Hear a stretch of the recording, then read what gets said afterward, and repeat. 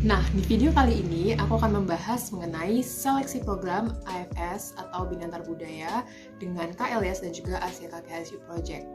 Jadi sebelumnya, perkenalkan nama aku Nisi dan aku merupakan returnee AFS Thailand 2015 tahun 2016. Nah, di video kali ini aku akan membahas mengenai seleksi aja untuk persyaratan dan juga kalau kalian belum tahu AFS itu apa sebenarnya dan apa aja subprogram di bawahnya, kalian bisa cek video-video sebelumnya karena aku sudah menjelaskan perbedaan program AFS, KLS, dan Asia KKSU Project dan juga persyaratan yang harus kalian penuhi ketika kalian mendaftar program-program tersebut dan apa aja sih sebenarnya scholarship yang diberikan oleh program-program tersebut. Nah, sekarang kita akan masuk ke video mengenai seleksi program AFS, KLS, dan Asia KKSU Project. Nah, untuk AFS, KLS, dan Asia KKSU Project, sebenarnya pendaftarannya sama, dibuka bersamaan. Nah, ketika kalian mendaftar, kalian harus membeli PIN pendaftaran ke chapter terdekat kalian. Ada banyak sekali chapter di seluruh Indonesia, kalian bisa beli di situ. Kalian bisa cek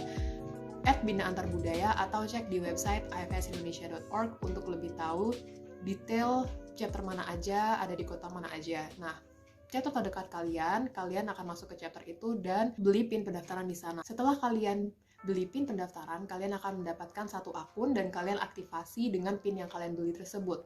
Jadi di situ, di akun itu seperti sosial media gitu, kalian harus mengisi data diri kalian, nama, tanggal lahir, dan lain sebagainya.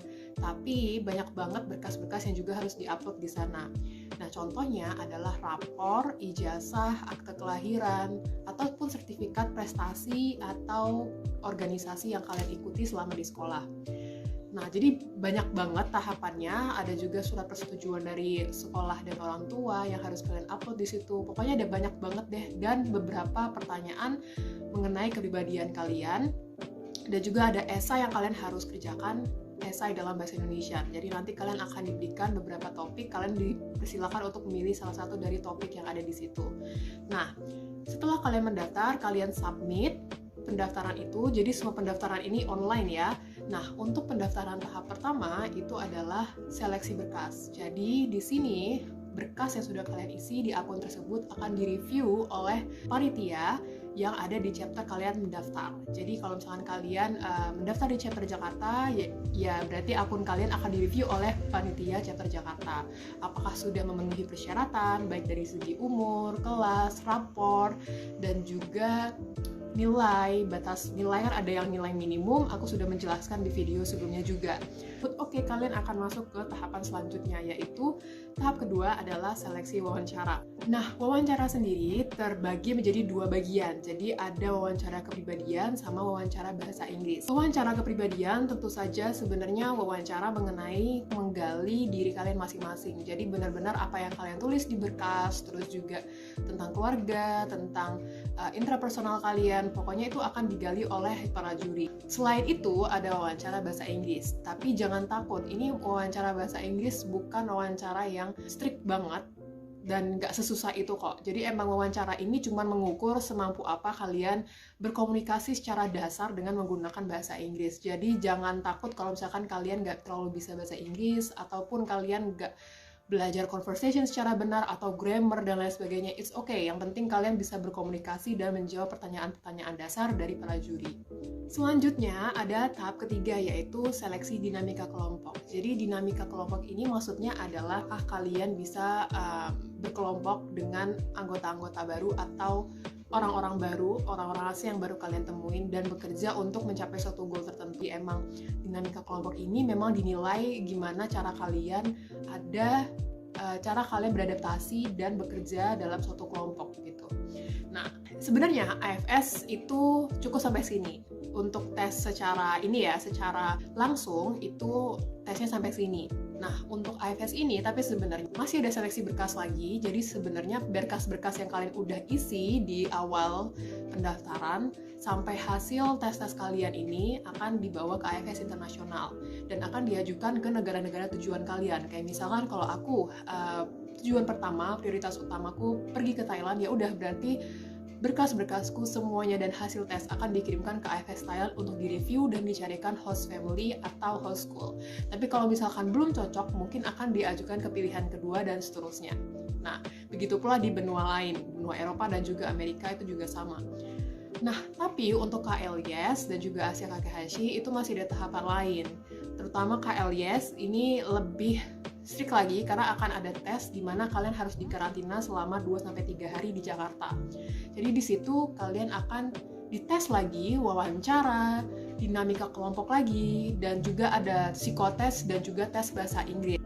Nah, untuk Asia Kakehashi sendiri, ini yang aku dengar dari returnnya Asia Kakehashi, ini yang disuruh untuk mengisi suatu esai dalam bahasa Jepang. Karena aku sudah bilang di persyaratan bahwa untuk Asia Kakehashi Project, kalian persyaratannya harus sedang atau sudah mempelajari bahasa Jepang. Jadi di sini akan ada esai dalam bahasa Jepang yang harus kalian jawab. Nah, di situ kalian akan diseleksi nih, kira-kira dari sekian anak yang daftar Asia Kakehashi Project, dari sekian anak yang bisa bahasa Jepang, kira-kira mana yang cocok untuk program Asia Kakehashi Project ini. Nah, kurang lebih itu ya untuk seleksi pertukaran pelajar program AFS, KLIS, dan Asia Kakehashi Project. Jadi emang setiap program ini punya kriteria masing-masing dan jadi emang sebenarnya proses awalnya tesnya tuh sebenarnya sama, kecuali nanti ketika kalian emang sudah dinilai kayak oke, anak ini emang cocok ke Jepang, ya udah kalian ikut yang Asia Kakehashi Project. Oke, kalau misalkan kita mau ngundang anak ini untuk seleksi KLIS, ya udah kita undang untuk ke Jakarta, seperti itu. Kalau zamanku dulu mendaftar, berarti itu tahun 2014, itu kita masih ada seleksi satu ini adalah bukan seleksi berkas, tapi seleksi tulis, tes tulis beneran. Jadi emang kita harus mengerjakan soal kayak ujian gitu, kita mengerjakan tapi tentang pengetahuan umum, bukan biologi, bukan fisika, bukan IPS, tapi pengetahuan umum, bener-bener random pertanyaannya, dan juga tetap ada esai bahasa Indonesia di situ dan ada tes bahasa Inggris dasar. Tapi sekarang udah diganti tuh ke seleksi berkas, dan sisanya seleksinya sama sampai sekarang masih tetap, cuman yang berubah adalah seleksi pertama aja. Dan kalian akan mendapatkan pengumuman, kalian mendapatkan penempatan di mana dan kapan kalian akan berangkat, dan kalian akan menjalankan orientasi sebelum keberangkatan. Nah, kurang lebih itu sih. Tapi emang pengumuman di antara seleksi-seleksi ini dan penempatan itu cukup lama. Jadi kalau dulu aku itu pendaftarannya sekitar bulan Maret awal, Februari akhir sampai Maret awal. Nah, kecuali tahun ini ya, karena tahun ini pandemi, jadi semuanya agak ditunda dan baru Agustus ini akan buka. Di saat aku mendaftar dengan seleksi, terus nunggu sekitar 2-3 minggu pengumuman, terus seleksi tahap 2, 2-3 pengumuman, terus seleksi tahap 3, dan seterusnya, itu sampai penempatan kurang lebih setahunan gitu, setahun lebih sih, mulai dari awal daftar sampai kalian fix kalian mendapatkan penempatan di mana dan di negara apa, kayak gitu. Jadi emang kalian harus pandai bersabar dan juga berdoa, dan yang penting usaha juga. Kalau sudah usaha ya udah berdoa, semoga segera diluluskan, semoga diterima di program pertukaran pelajar AFS ini. Oke, that's it untuk video kali ini. Kita membahas mengenai rangkaian seleksi dari AFS, KLIS, dan Asia Kakehashi Project, dan semoga kalian mendapatkan gambaran, oke, seleksinya seperti ini, dan jangan lupa untuk mendaftar.